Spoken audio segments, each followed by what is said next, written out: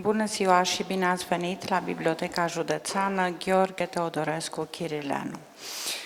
Este o zi cu o încărcătură emoțională deosebită și nu numai acum la evocarea personalității omului și dascălului Gheorghe Amaicii.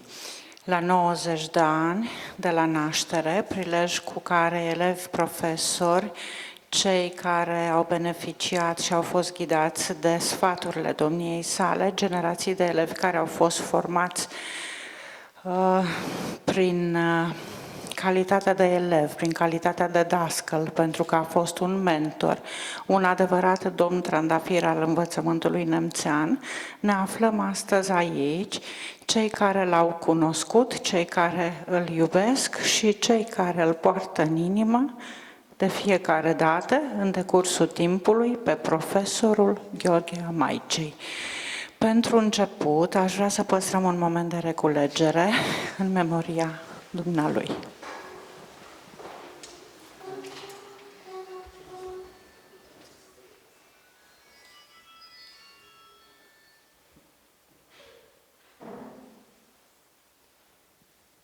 Vă mulțumesc!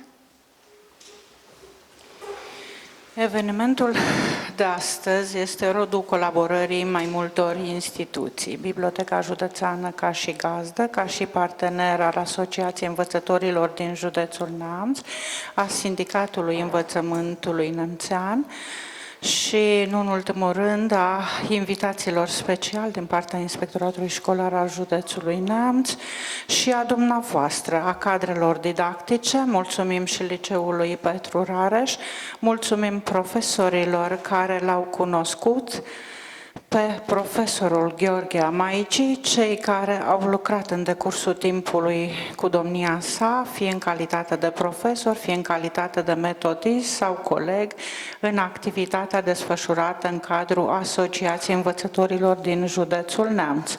Un alt partener foarte important este Sindicatul Cadrelor Didactice din Învățământul Nemțean, reprezentat astăzi aici prin domnul profesor Gabriel Ploscă, președintele Sindicatului Învățământului din județul Neamț și, nu în ultimul rând, prin domnul director economic al Sindicatului Învățământului Nemțean, Iosif Covasan. De asemenea, avem aici onoarea de a avea pe domnul profesor Rusu Liviu Constantin, președintele Asociației Învățătorilor din județul Neamț, pe doamna profesoară Monica Cristea, pe doamna profesoară Steluța, Postolică, inspector ISJ, și pe doamna profesoară Irina Secară, tot din partea Inspectoratului Școlar. De asemenea, recunosc aici cadrele didactice de la Colegiul Național Petru Rareș, Colegiul Pedagogic Gheorghe Asache, Liceul Economic Alexandru Ioan Cuza și mulți alți profesori care în decursul timpului și-au împărtășit și și-au împletit pașii cu omul și profesorul Gheorghe Amaicii. De asemenea, sunt reprezentanți aici ai cultului eroilor și oameni din comunitatea noastră, cei care iubesc și prețuiesc memoria profesorului Gheorghe Amaicii. Pot spune că suntem emoționați. Noi l-am avut în ultimii ani destul de prezent pe domnul profesor aici la noi, mai ales cu acele proiecte dedicate centenarului de omagiere și de cunoașterea istoriei românilor și a istoriei românilor de dincolo de Prut. Ne-am bucurat de prietenia, de cunoștințele domniei sale, de faptul că de fiecare dată, cu prețuire, cu bunătate, dăruia din timpul său și celorlalți, prin împărtășirea științei de carte, prin prietenie, dar și prin împărtășirea pasiunilor pe care le-a avut. Astăzi avem în fața noastră și o parte din roadele muncii și implicării domnului profesor Gheorghe Amaici. Mă refer la reprezentanții Asociației Învățătorilor din județul Neamț, cei care au dus mai departe această tradiție a educației, această tradiție a învățământului nemțean, pentru că toți dintre noi știm că reluarea activității Asociației Învățătorilor din județul Neamț stă sub semnul marcei și muncii profesorului și dascălului Gheorghe Amaici, că cele două imobile revendicate prin efortul domniei sale, dar bineînțeles că și a colegilor care l-au susținut și i-au împărtășit gândurile și aceste intenții de revigorare a fenomenului educațional și cultural din județul Neamț, cei care au sprijinit școala românească, sunt cei care au reușit să facă, să dăinuie această asociație a învățătorilor din județul Neamț și să-și revigoreze întreaga activitate prin funcționarea în cele două corpuri de clădire.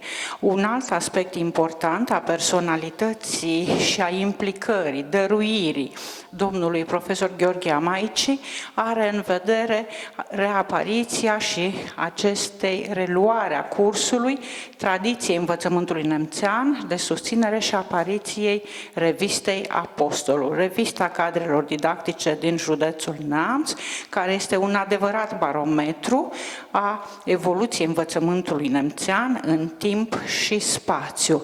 Avem bucuria de a avea astăzi aici și o parte din reprezentanții colectivului editorial al acestei reviste, revista Apostolul.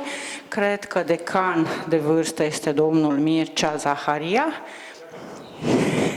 reprezentat aici, și colaboratorii domniei sale. Ne bucurăm că ne-am întâlnit aici și avem reprezentanți și ai familiei. E vorba de doamna profesoară Justina Șoancă, nepoata familiei și a profesorului Gheorghe Amaici.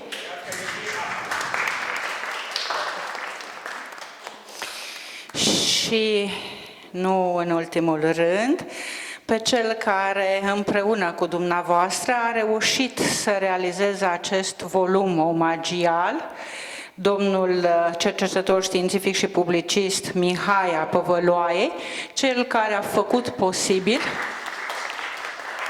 apariția acestui volum, Gheorghe Amaici, Bădia Ghiță, o viață de dascăl și nu numai, pe care îl aveți expus aici, care în 800 de pagini de carte a îmbinat cercetarea și documentarea cu pasiunea pentru fotografia domnului profesor, momente importante din evoluția învățământului nemțean, cercetarea de arhivă, documentul, mărturia și a împletit și filele acestei istorii a învățământului nemțean, pentru că în cei 47 de ani de activitate didactică, din care 37 și a desfășurat la școala gimnazială numărul 3 din Piatra Neamț și în calitate de director adjunct, susținând și construcția acestei școli, și-a pus amprenta asupra evoluției în timp și spațiu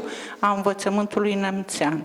Deci iată că și calitățile de lider, calitățile de manager, calitățile de profesor, de mentor, se regăsesc în toată activitatea domnului profesor Gheorghe Amaici.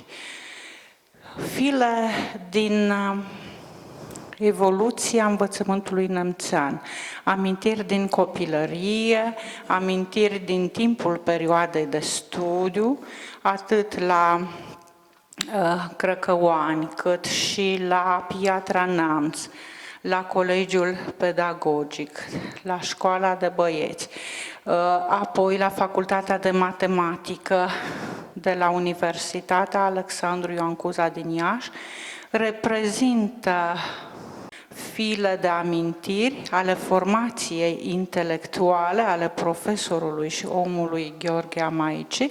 Sunt sigură că invitații de astăzi în intervențiile domniilor lor vor vorbi despre aceste momente importante, despre momentele în care l-au cunoscut, l-au omagiat și faptele profesorului Gheorghe Amaici. Pentru început, o invit pe doamna Monica Cristea să ne împărtășească câte ceva din gândurile domniei sale, pentru că dacă o să răsfoiți această carte, care cu bucurie vă este prezentată aici și o veți răsfoi, o veți studia și vă veți gândi la ceea ce descoperiți acolo, o să puteți să conturați portretul profesorului Gheorghe Amaici și dimensiunea sa educațională, culturală și comunitară. Vă invit, doamnă profesor, să ne împărtășiți din impresiile dumneavoastră. Este plecat acum undeva să ridice la pătrat infinitul. Este alături de noi și vreau să vă vorbesc despre un om care nu este lipsă, ci este prezent. Pentru că a fost profesor de matematică, dați-mi voie să abordez o atitudine matematică și eu și să trec în revistă iubirile domnului profesor. În felul acesta am captat și atenția elevilor de la Rareș. Prima iubire a fost cartea. Pentru că în satul natal, dându-și silință față de ceea ce însemna școala, părinții domnului Gheorghe Amaici a fost îndemnați să-și dea copilul la învățătură mai departe. Desigur, vacanțele nu erau nici în Antalya, nici în Grecia, erau pe câmpul de muncă, erau pe ogor, erau cu bătături în palme, pentru că trebuia făcută treaba pentru întreaga gospodărie. La îndemnul învățătorilor, domnul profesor este trimis mai departe la școală, vine la Piatra Neamț. Aș vrea să sesizați ce important este rolul dascălului în viața, în evoluția unei persoane.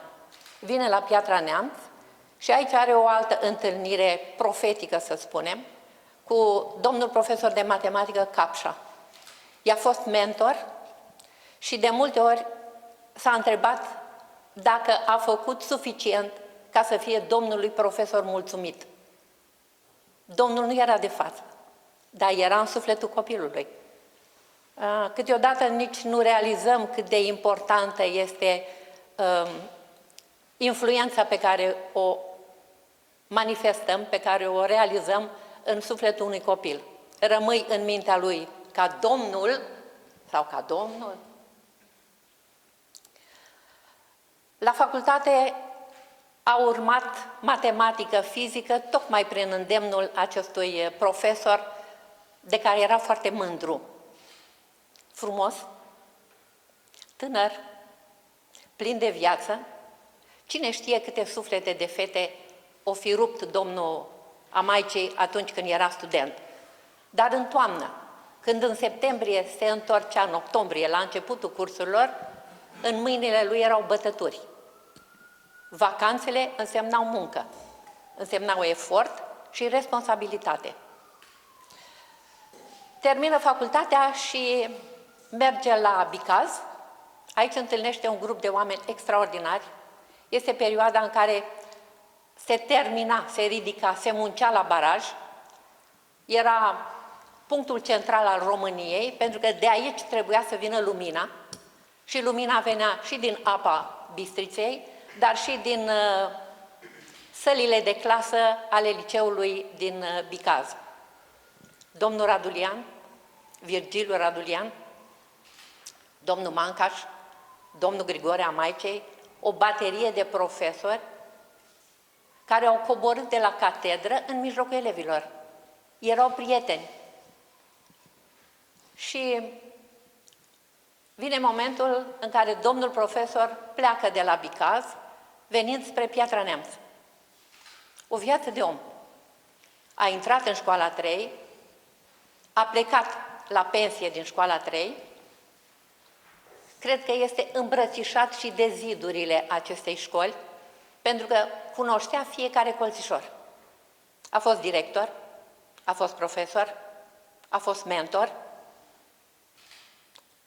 dar a mai fost un moment peste care am sărit, mă întorc imediat, este vorba de a doua iubire. A doua iubire este ea, Verginica Rogin. Și de data aceasta, să vedeți cum lucrează destinul, se adună româna cu matematica. Doamna e profesoară de română, domnul este de matematică, vin la școala 2 și ne întrebăm unde-i casa, unde-i școala. Pentru că ei mergeau acasă și la școală. Și acasă era tot școală. Matematică, ridicări la pătrat, piramidă, volume, arii, copii în școală, copii la olimpiade, copii la gazeta matematică, copii la concursuri, copiii trebuie scoși afară, scoși în natură. Și atunci, de aici decurge cea de-a treia iubire a domnului profesor. A patra. Turismul. Și a luat ciracii și a plecat cu ei prin văile și munții din apropierea orașului Piatra Neamț. Mai târziu, în 1888, alături de domnul doctor Gheorghe Iacomi, pune bazele unei asociații care se ocupă chiar cu turismul. Copii la școală, copii acasă, copii în munți, cum să nu se realizeze legătura atât de trainică între profesor și elevi. Participanți a avut la olimpiade, la toate concursurile posibile, la expediții, participa cu copiii peste tot. Au fost copiii lui? Da, sigur. Un cadru didactic are sute de copii.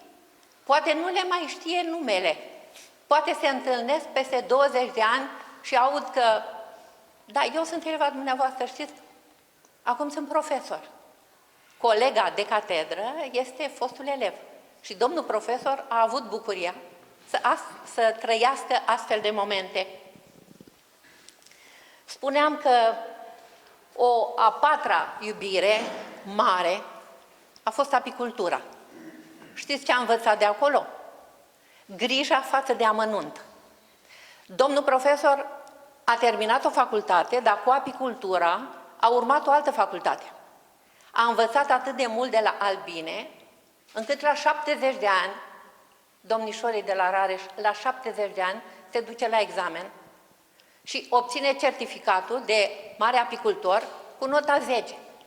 Nu 9,50, nu 9,75, 10. La 70 de ani. Sigur că în expedițiile acestea apicole a fost însoțit de domnul Cornel Șoancă, fiul lui, sufletul lui,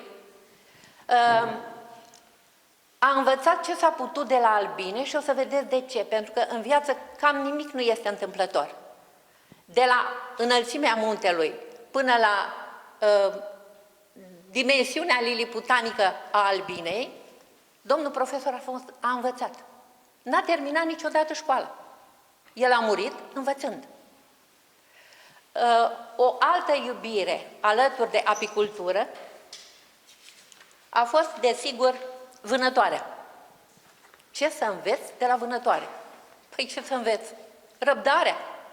Să aștepți. În vânătoare nu înseamnă neapărat să ucizi ceva, ci să aperi pe cineva de un element agresiv. Oare la catedră, când aștepți un răspuns la teorema lui Pitagora, la o ecuație de gradul 3, nu e sau de 2, nu îți trebuie aceeași răbdare până ce puișorul care se gândește la își aduce aminte să-ți răspundă? Sigur că da. Răbdarea este un alt factor pe care l-a învățat Bădia Ghiță din vânătoare. Există și o parte interesantă a vânătorii, mai interesantă decât așteptarea vânatului. Partea de după, care înseamnă povestea, care înseamnă ulcica cu vin, care înseamnă slănina prăjită și bucuria de a împărtăși cu tovarășii isprăvile de vânătoare care nu s-au realizat. Au rămas doar în planul imaginației. Despre poveștile vânătorești știți foarte bine. Și mai avem o personalitate a acestor meleaguri care și-a împletit viața cu vânătoarea. Este vorba de Sadoveanu. O altă iubire, desigur. Bădia Ghiță a avut o mulțime de iubiri. Este breasla. Spunea doamna directoare despre modul în care s-a implicat în rezolvarea problemelor învățătorilor din Neamț, modul în care Bădia a dorit să readucă, să refacă statutul cadrului didactic, așa cum a fost în perioada interbelică. S-a implicat în foarte multe acțiuni. A luptat. A fost un luptător, de fapt. Toată viața a fost un luptător. Și a obținut, așa cum remarca doamna directoare, spații care aparțineau odată învățătorilor și după schimbarea regimului altor puteri.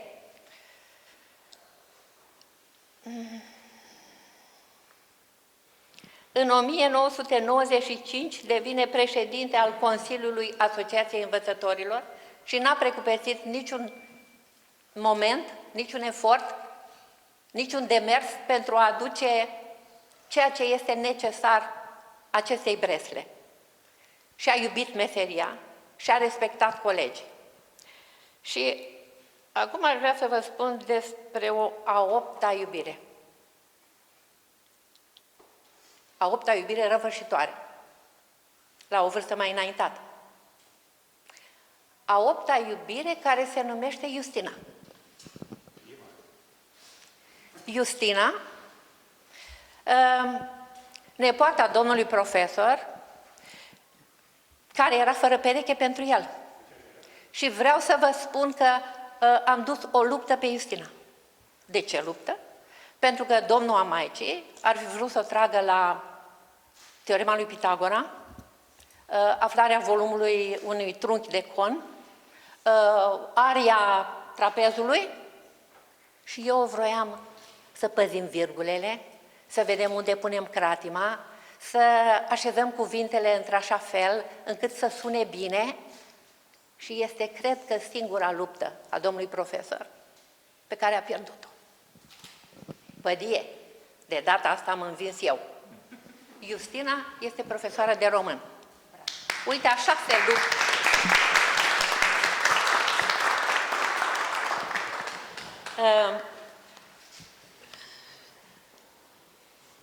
Iubiri? Multe. Iubirea pentru oamenii icoană. Există, nu numai în județul Neamț, ci în toată România, cruci în care sunt doar nume de oameni.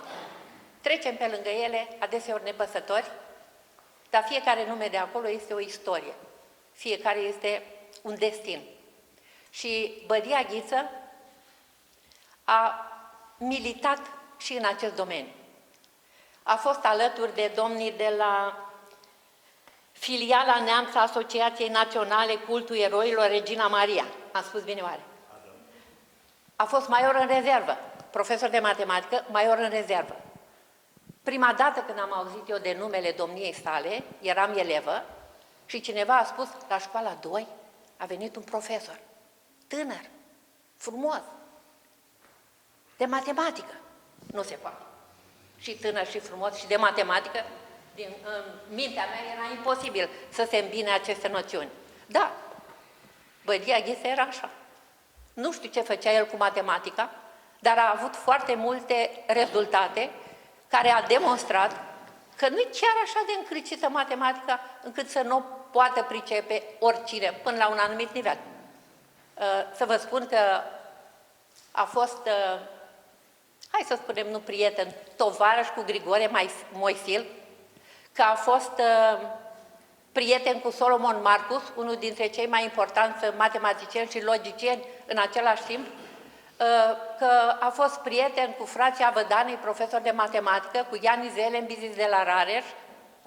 A fost un nucleu de matematicieni în Neamț care și-a lăsat amprenta asupra elevilor, drept pentru care elevul Tătaru a ajuns în America să predea acolo matematică. De unde? Din Piatra Neamț.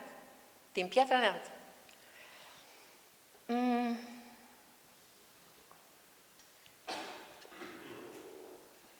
Profesor de matematică. Se ocupă cu figurile geometrice. Nimic nu e întâmplător în lume. Domnul profesor a plecat de la iubirea pentru carte și a ajuns la iubirea pentru carte. Iubirea pentru carte este aceasta. Multe lucruri face omul în viața lui, dar ceva trebuie să rămână. Și atunci, domnul profesor, cerând ajutorul prietenului său, domnul Mihai Păvăloae, a adunat material. Nu pentru cartea asta, pentru 2 cărți ca asta. Ar fi trebuit vreo 1600 de pagini ca să se publice toate rezultatele domnului profesor, toate articolele, toate demersurile pe care le-a făcut în multe domenii. Dacă am sărit peste câteva iubiri, desigur, a fost filatelist de marcă, a fost fotograf. Vreți să știți că a luat premiu pentru fotografiile pe care le-a făcut atunci când era profesor la Bicaz, la baraj? Trecem acum deasupra barajului, fără să ne mai aducem aminte de ce a fost, de oamenii care au muncit acolo. Știți că Bădia Ghiță i-a văzut pe deținuții care lucrau la baraj? Pentru lumina noastră au ajuns oamenii în întuneric. Uităm, trecem peste, nu prețuim. Suntem oameni, în fond. Spuneam la un moment dat că figurile geometrice se împletesc cumva în viața acestui om. De la grandoarea munților pe care i-a străbătut cu pasul, până la atenția pentru albină, toate lucrurile acestea i-au trebuit ca să poată lupta pentru drepturile Breslei sale, a Asociației Învățătorilor. Totul se leagă în viață. 90 de ani. Dacă nu mă înșel eu, care nu sunt o țară de matematică, 3 la o anumită putere face 9. Poate și nici asta nu este întâmplător.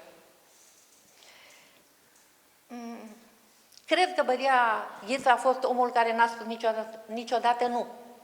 Îl chema Mihaela Gherghelescu la liceu Asachi, se ducea. Îl chema doamna directoare de la școala 2, venea. Îl chema doamna directoare de la bibliotecă, venea. Asociația Învățătorilor, Bădia Ghiță, viu, nu mai vorbesc de... Nene, dă-mi voie să spun. Tatorul revistei Apostolul,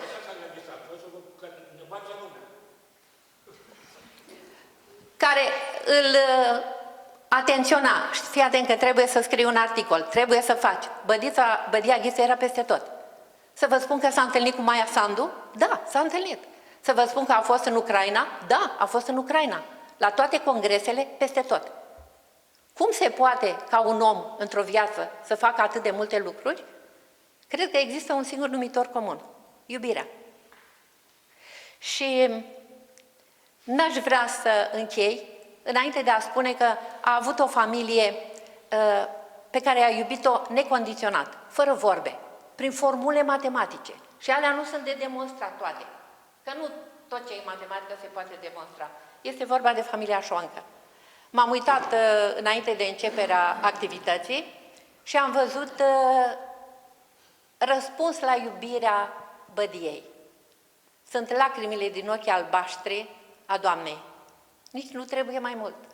Este suficient.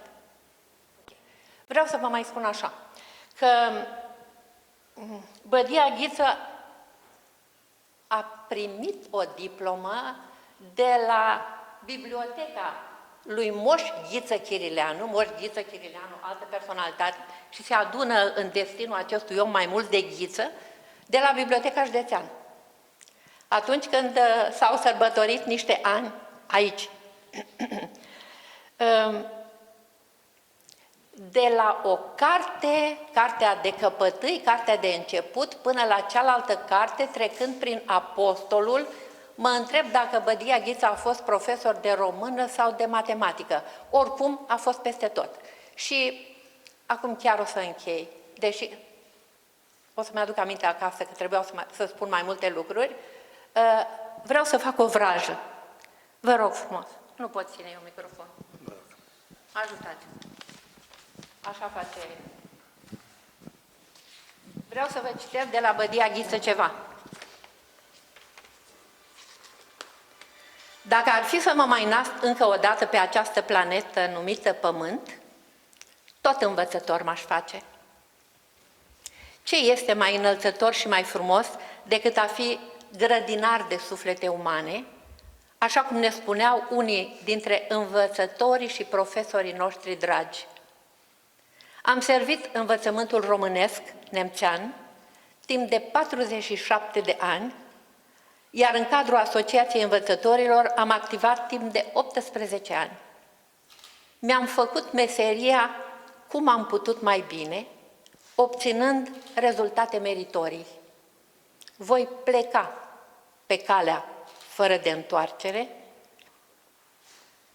cu mulțumirea sufletească că mi-am făcut datoria față de țară, neam și familie. Un rămas bun și am rugămintea către colegi de a duce tradiția învățământului nemțean mai departe. Profesor Gheorghe Amaici.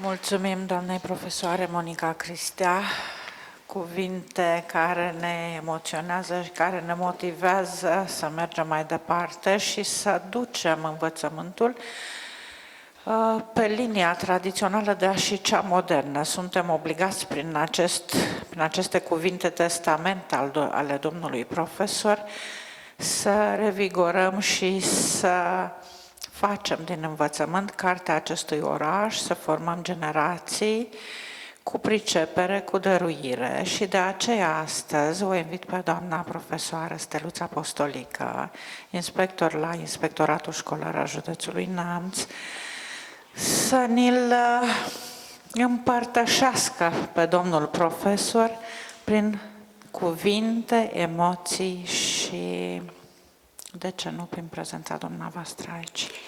Mulțumesc, doamnă director. Dragii mei, în primul rând, un salut din partea Inspectoratului Școlar Județean Neamț, care știe una și bună în ultimul timp.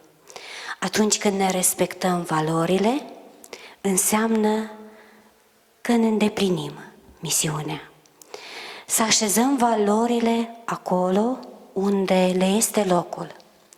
Dacă vom reuși acest lucru, înseamnă că fiecare, la locul său, nu stă degeaba. Am regăsit aici, în această sală, pe care cu multă inspirație ați ales-o, doamnă director, într-o cupolă deschisă spre cer, pentru a face legătura între unii și cei care așteaptă să ajungă lângă acești unii. Suntem aici pentru a ne aminti de un om deosebit, pe care eu personal mi-l păstrez așa în suflet ca fiind omul care are permanent un zâmbet și tot ce face, face zâmbind. Așa cum spunea doamna Monica Cristea, zâmbetul acesta este garanția că tot ce a făcut domnul profesor, domnul director, domnul învățător, omul a făcut din dragoste pentru semenii săi. De aceea, primul meu gând se îndreaptă către familie și respect și admir familia care s-a dezvoltat în jurul unei asemenea personalități. Apoi, îndrept tot ce înseamnă sufletul meu către colegii care se ostenesc în învățământul nemțean, în învățământul național. Trebuie să avem puterea de a ne menține ca o echipă și trebuie să ducem la bun sfârșit un asemenea testament, cum ne-a citit doamna profesor, o asemenea dorință a Marelui, a Maicei și mai ales să avem pornirea din sufletul nostru să ne menținem o echipă pentru a așeza societatea acolo unde trebuie să ajungă. Nu am venit cu mâna goală de la Inspectoratul Școlar Județean Neamț. V-am adus un dar viu, pentru că atunci când s-a pus problema să venim la evenimentul de astăzi, acolo, la Inspectoratul Școlar, am identificat o elevă a domnului profesor. O elevă care astăzi este inspector școlar.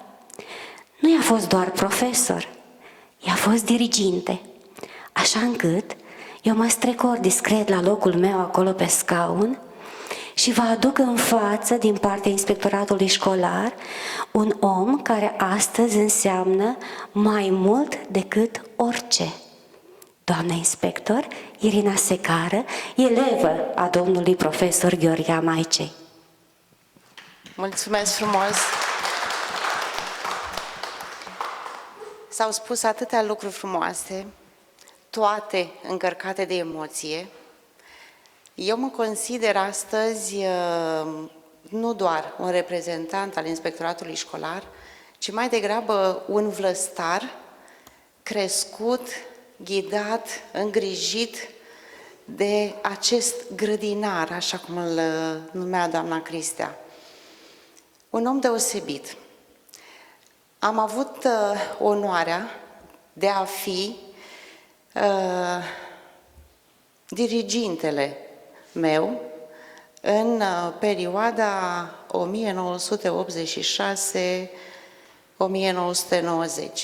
Noi nu știam mare lucru pe atunci, nu bănuiam personalitatea domnului diriginte. Ne-a învățat foarte multe. Pornind de la matematică, vă spun sincer, nu am avut o pasiune pentru matematică, ca drept urmare sunt profesor de limba engleză. În schimb, modalitățile, metodele folosite de domnul diriginte m-a apropiat de cunoașterea acestei discipline, matematica. Avea un har deosebit. Era impunător în momentul în care pășea în clasă, imediat ne așezam în bancă. Eram 36 de elevi, 4 rânduri pline. Dădeam teză la matematică pe 2 numere. Nu puteam să mișcăm în front. Îmi amintesc că notele pe care le primeam la teză, tezele scrise pe acele caiete subțiri, speciale, 7,50, 8,50, 9,50. Niciodată nu era notă fixă. Deci întotdeauna ne încuraja.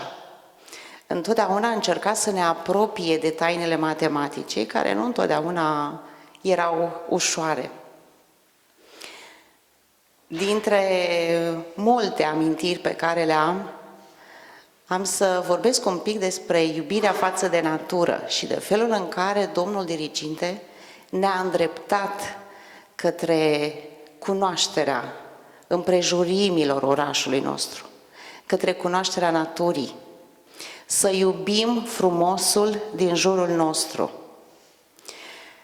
Îmi amintesc cu emoție din nou ultima întâlnire pe care am avut-o cu domnul diriginte acum 4 ani cu un grup de colegi de la fosta generație a domnului profesor.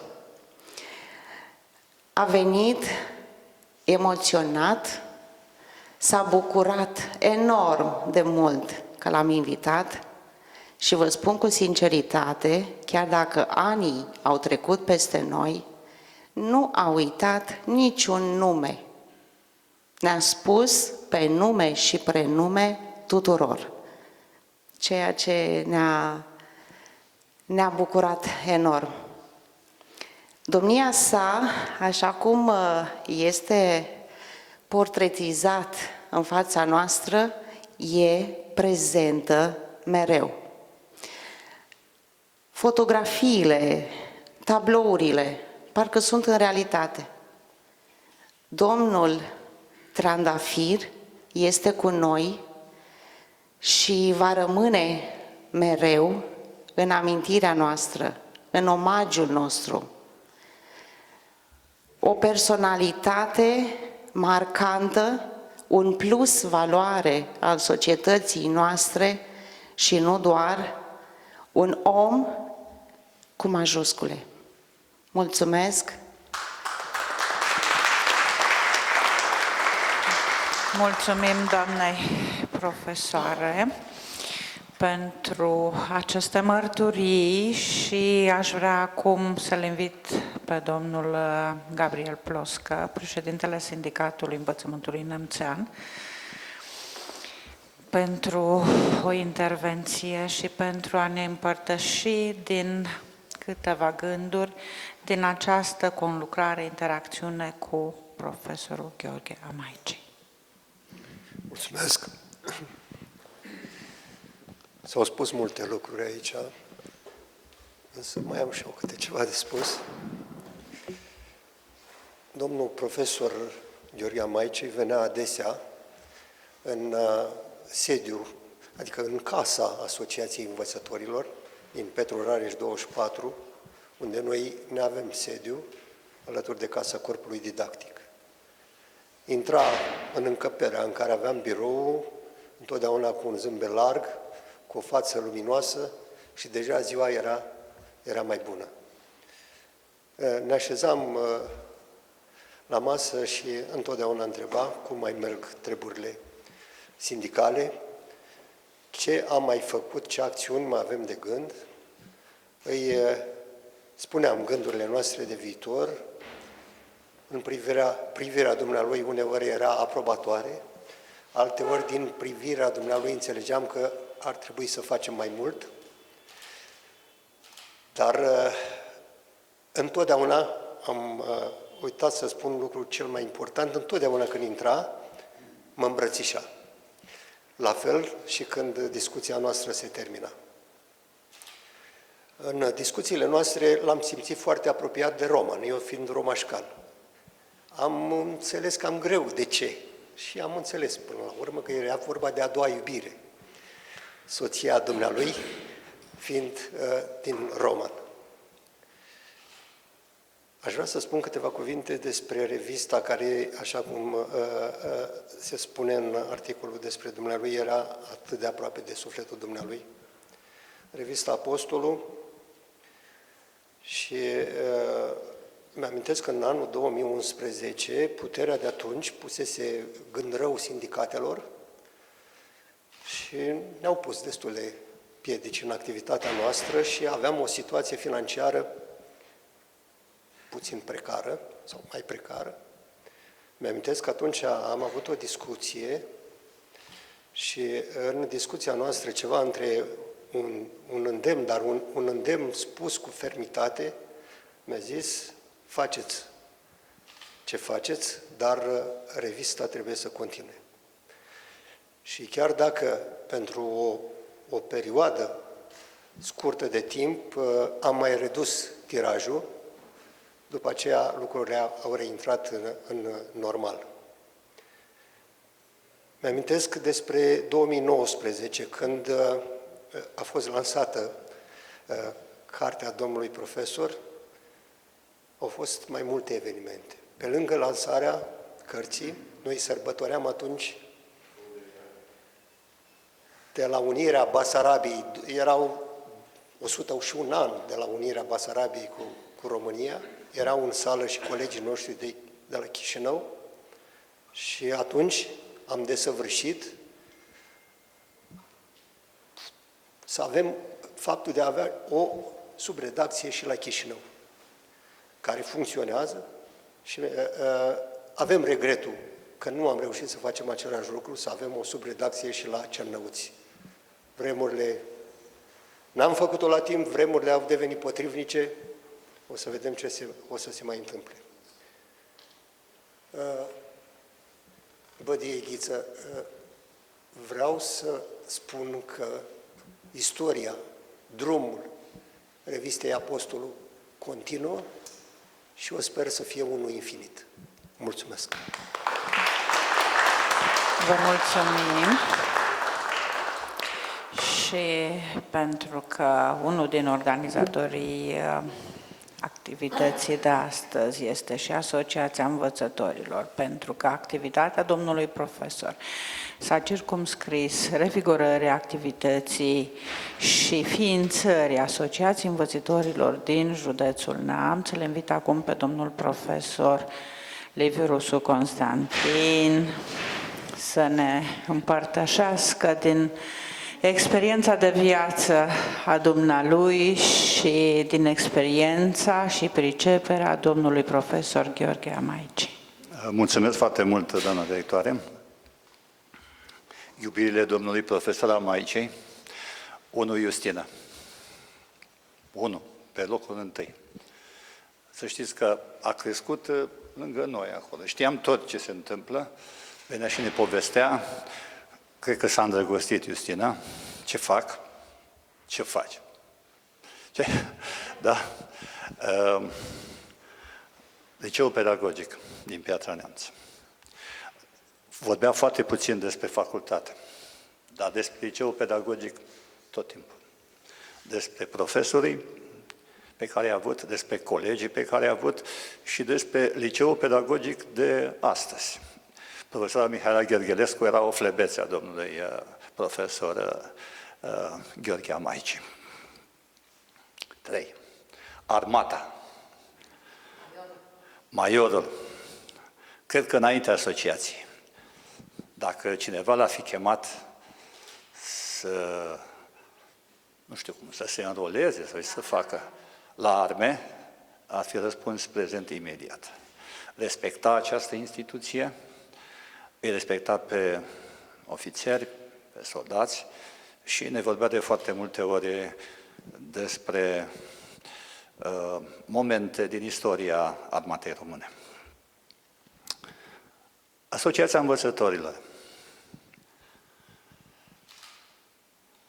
Sunt două repere în istoria Asociației Învățătorilor.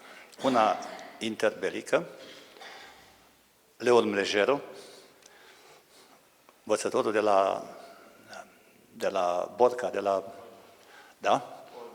Așa, care a pus bazele și Asociației Învățătorilor în 1912 și a condus-o și a făcut foarte multe lucruri pentru această asociație și profesorul Gheorghe Amaicei pentru perioada de după anul 1990.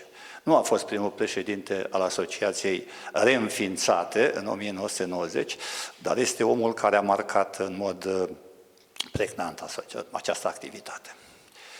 Eu am crescut lângă el, în cadrul asociației.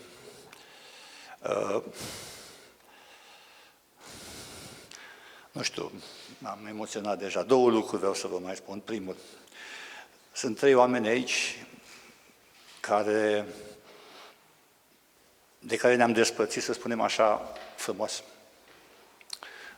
București, 2019, Palatul Parlamentului, Congresul Asociației Generale Învățătorilor din România. Eram în sala, parcă Ionel Brătianu, dacă nu mă înșel eu. Domnul profesor Apăvălaie a prezentat cartea despre profesorul Gheorghe Amaicei. Nu stăteam unul lângă altul așa, stăteam cu soția mea și îl urmăream. Cât era de emoționat, era o căldură fantastică, chiar dacă era aer condiționat, era în cămașă și vă rog să vă imaginați sala în care se aflau învățători și profesori din toate județele țării, din Basarabia, din Ucraina, din Serbia, din Ungaria, s-a ridicat în picioare și l-a aplaudat pe profesorul Gheorghe Amaicei clipe așa rând. A fost o emoție. Cred că și dânsul l-am văzut așa. M-am uitat de curând pe câteva fotografii și am retrăit acea emoție fantastică pe care am avut-o cu toții, o asociație la care dânsul ținea foarte mult, a fost membru în Consiliul Director al Asociației Generală Învățătorilor din România, toată lumea respecta acolo, era domnul Trandafir pentru toată lumea. Cred că acela este momentul pe care nu trebuie să-l uităm. Momentul lui așa de... Deși după aia s-a supărat imediat, trebuia să plecăm într-o excursie în Balcani, să ne întâlnim cu românii din peninsula balcanică, trebuie să ajungem până și în Albania. Excursia s-a amânat și am citit tristețea imediat pe chipul profesorului Amaicii, că nu poate să se întâlnească cu românii din afara graniților. Apropo de români din afara graniților, a ținut foarte mult la Basarabia. A iubit Basarabia. Este omul care, practic, a pus bazele Asociației Învățătorilor, filiala Moldova de la Chișinău. Președinta acestei asociații, doamna profesoară Mariana Marin, vă poate confirma acest lucru. A plecat soția mea, vă spun, nu, și acum am terminat. Părinții mei sunt morți de mai mulți. Nu i-am visat niciodată. Sau, mă duc așa, niște, cum se numesc, niște impersoane, niște chipuri impersonale. Pe Bădea Ghiță mai visează. Mă ceartă. Mă ceartă. N-am reușit să ne ridicăm, eu știu, la dorințele lui, la nu știu, în fața dumneavoastră îmi cer iertare față de Bădea Ghiță. Dar nu vom renunța la Asociația Învățătorilor, să știți. Mulțumesc foarte mult!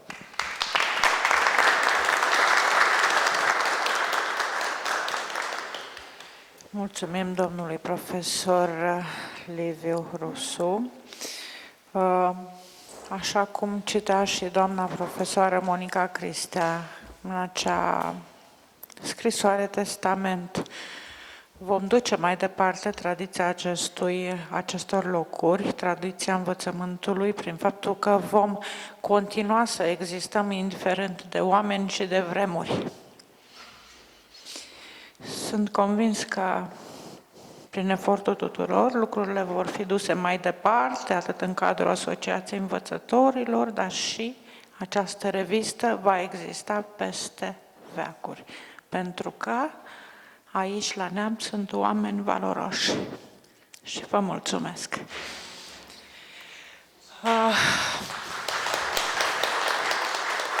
Aș vrea acum să invit tot din partea sindicatului pe domnul Covasan, pentru că întotdeauna drepturile, obligațiile, mersurile înaintea unei asociații, a unui grup de oameni, a unei asociații profesionale, să împărtășește și cu partea de sindicat, luptă sindicală și, de ce nu, mersul înainte și evoluția unei societăți.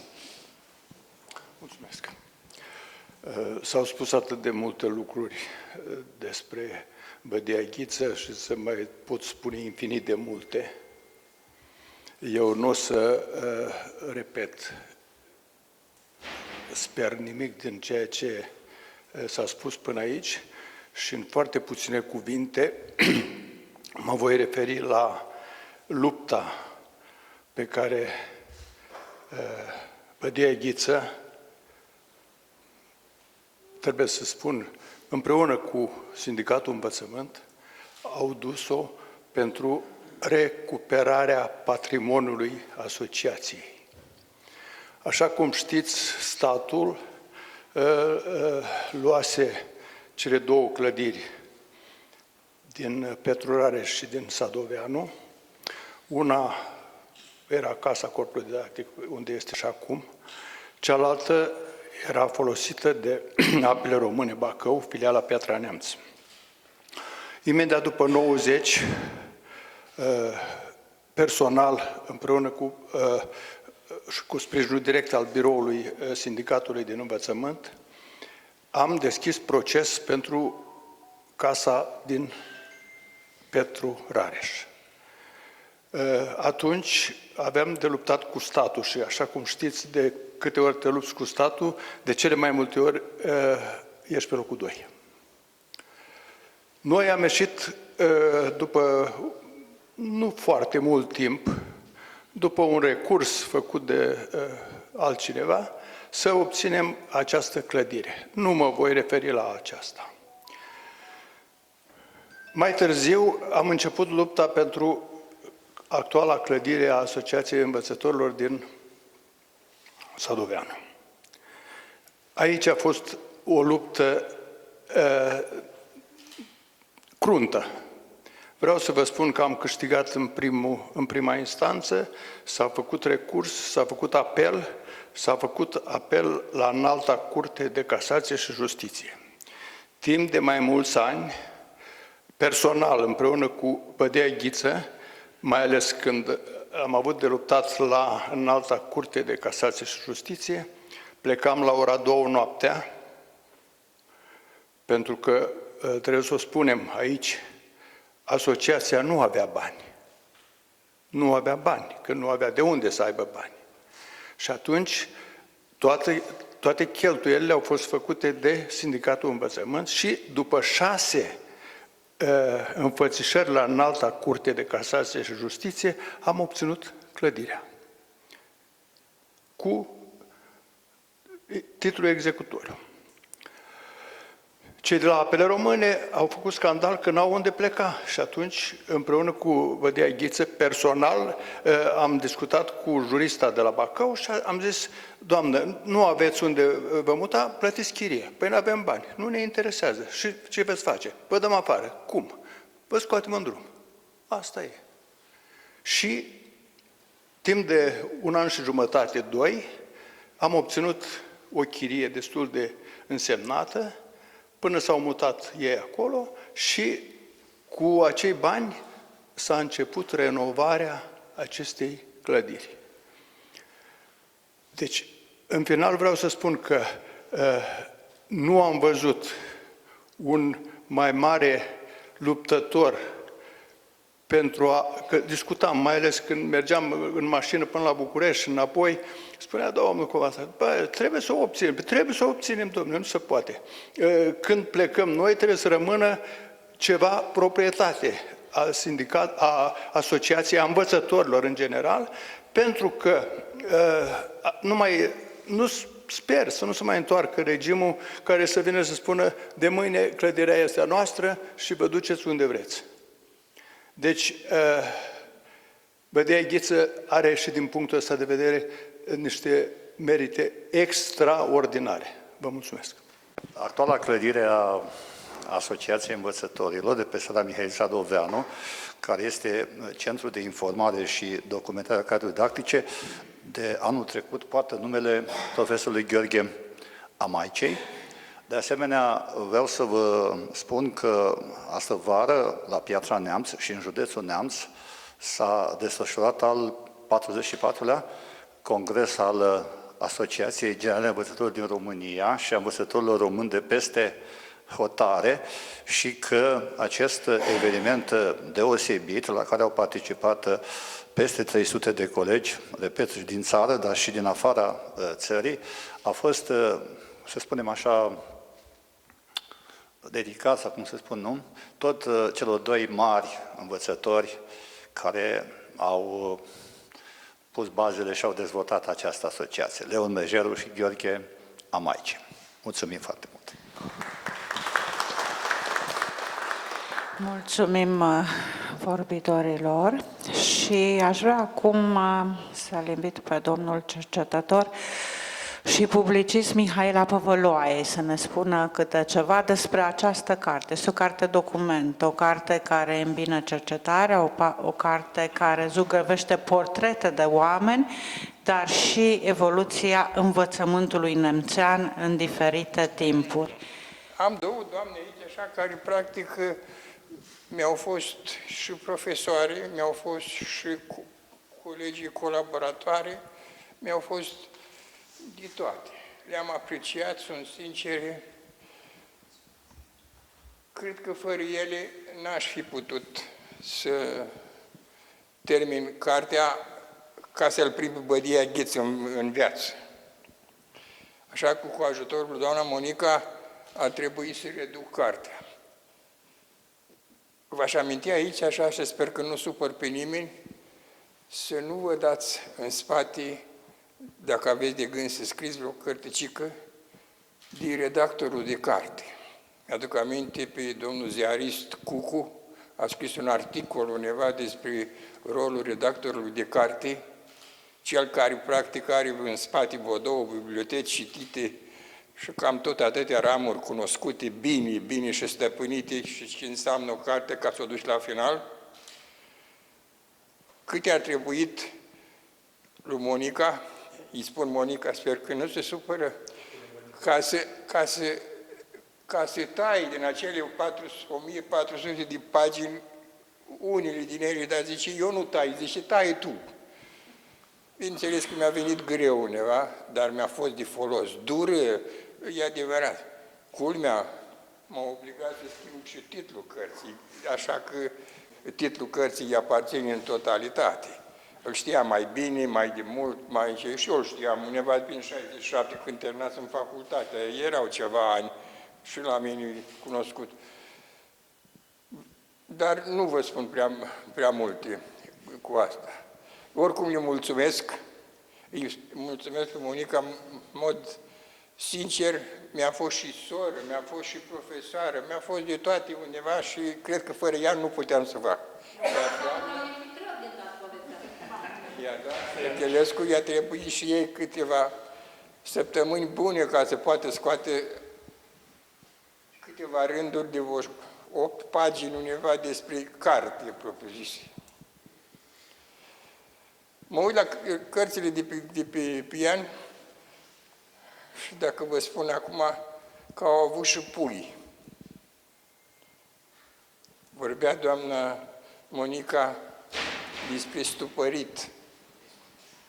A fost un extras cam de 100 și ceva de pagini care a conținut numai capitolul stupărit și pe care bădia l-a trimis la toți stuparele lui cu cartea care conținea prima parte și ultima parte, plus capitolul respectiv. A fost încă un puișor pentru vânătorii lui, care practic, iar la fel, cam tot de 100 și ceva de pagini. Vă dați seama ce muncă a avut undeva editura și tipografia să facă asemenea lucruri. Și despre cei de la numismatică și cei de la cu care au prezentat congresele, fiecare a avut undeva extrasul lui. Dar nu pot să-l numesc extras pentru că erau adevărate cărți, vă spun. Deci lipsesc de acolo, de pe masă, acei puișori care sunt la mine. Eu îi am prezentat într-un CD și am să vă prezint CD-ul ca să-l aveți și dumneavoastră și tot în CD-ul respectiv găsiți și imagini de la ultima participare a profesorului Maicii la Congresul de la București și când a fost elogiat și recunoscut ca un, cum spunea Monica, grădinar de suflete umane. Cred că ăsta a fost. Aici am în dreapta iar la fel un sever undeva, aș spune eu, și merită să-i spun, pentru că ăsta e calitatea lui când te duci cu articole la ele și spre lungi. Și atunci obligatoriu trebuie să tai. Și dacă îi spui să tai eu, și daci, eu nu prea nimic. Dar să pleacă cu răbdare, ia textele la publicat și reușește undeva să spună esența unor lucruri care trebuie să apară într-un ziar. Dacă revista Apostolul este așa cum este astăzi, este lui. Iar dacă cartea arată așa, este datorită ei și vouă. Nu. Da. Dar punctul de plecare e bădire. Da. Mulțumesc frumos undeva. Dacă mai am ceva de spus, am să vă mai solicit. Mulțumim frumos. Mulțumim domnului Mihaela Păvăloaie. Nu ne despărțim încă. Avem aici una dintre iubirile domnului profesor Gheorghe Maicei, Justina, așa că o invit să ne spună ceva despre amintirea din sufletul tău și poate ceva din orientarea în carieră. A reușit? Se pare că doamna profesoară Monica Cristi a zis că dumneavoastră ești învingătoare. De ce? Cum s-a împăcat domnul Gheorghe Maici cu această idee? Da, este adevărat că doamna Monica a învins, limba română a învins totuși, dar bunicul întotdeauna m-a susținut necondiționat și a crezut întotdeauna în mine și în visul meu. Și pot să spun că cea mai mare calitate pe care am putut să o învăț de la dânsul este bunătatea, a da fără a aștepta nimic în schimb. Și pentru mine bunicul este și rămâne iubire, bunătate, dăruință și el, și împreună cu doamna Monica, bineînțeles, au fost mentorii mei și vor rămâne mentorii mei. Și asta pot să spun despre bunicul. E foarte greu să vorbești despre omul care a reprezentat cel mai important lucru și, deși mi-am pregătit un mic cuvânt, aflându-mă în fața dumneavoastră, cred că îmi este mult mai ușor să vorbesc liber, dar, repet, este foarte greu să vorbești despre omul care a reprezentat totul și va reprezenta totul. Vă mulțumesc! Mulțumesc frumos! Mi-am notat eu aici câte ceva din ceea ce împărtășea domnul profesor și ceva ce s-a mai spus. Iată ce spunea, nu este meserie mai frumoasă decât să fii grădinar de suflete umane, să stai între cei mici și să-i vezi cum se ridică și cum vor să meargă în viață. Iar Ina Guțu, cea pe care ați cunoscut-o în cadrul proiectelor dedicate centenarului, împărtășea: îndrăgostit de munți și de natură, de prisaca de care se îngrijește cu dăruire, și la această vârstă bunicul Gheorghe, tot așa îl numea, bunicul Gheorghe, a dedicat aproape jumătate de secol copiilor cărora a încercat să le cultive pasiunea pentru cifre, caracterizată de o eleganță specială, cu ochi sclipitori și chip plajin, peste care zâmbetul larg nu te lasă să rămâi fixat pe ridurile adunate în cei aproape 85 de ani. Bunicul Gheorghe este un tânăr încremenit în timp. Doar părul cărunt și mersul puțin încetinit îl trădează. Îl recunoașteți în acel portret din acel tablou, îl recunoașteți prin aducerile aminte din sufletele dumneavoastră și în evocările care au fost făcute astăzi aici. Mulțumesc tuturor celor care au făcut posibilă organizarea acestui eveniment. Este o evocare la 90 de ani de la nașterea domnului profesor și îndreptându-ne cu pași mici spre partea de final, văd că domnul profesor deja mai are ceva de împărtășit și vă ascultăm. Eu vreau să vă mulțumesc dumneavoastră și colegii noastre, domnișoara Violeta Moșo, care s-au ocupat de acest eveniment, bineînțeles împreună cu cei de la Sindicatul Învățământ. Cred că am reușit să îi adunăm aici pe prietenii profesorului Gheorghe Maicei, pentru că mă uit în sală și nu văd decât oameni ai cetății la care el a ținut foarte mult. N-am spus nimic despre faptul că era un om care implicat total în comunitate, implicat total. Cunoștea, cred că, toți locuitorii orașului, toți oamenii măcar de seama ai orașului acesta. Vă mulțumim foarte mult că ați fost alături de noi și vă dorim multă sănătate. Mulțumim tuturor, mulțumesc și colegilor mei care au făcut posibilă organizarea acestei acțiuni. Mulțumesc dumneavoastră, cei care ați avut răgazul și bunătatea de a ne asculta și a depăna aceste amintiri și pentru a-l cunoaște mai bine pe Bădia Ghiță, vă invit să împrumutați cartea de la bibliotecă, să o răsfoiți și veți descoperi pagini ale acestei comunități, o pagină de istorie locală împletită cu oamenii locului, cu lupta lor pentru educație, cu lupta lor pentru patrimoniu, pentru existență și pentru dezvoltare, cu lupta lor pentru păstrarea tradiției și istoriei naționale. Vă mulțumesc frumos!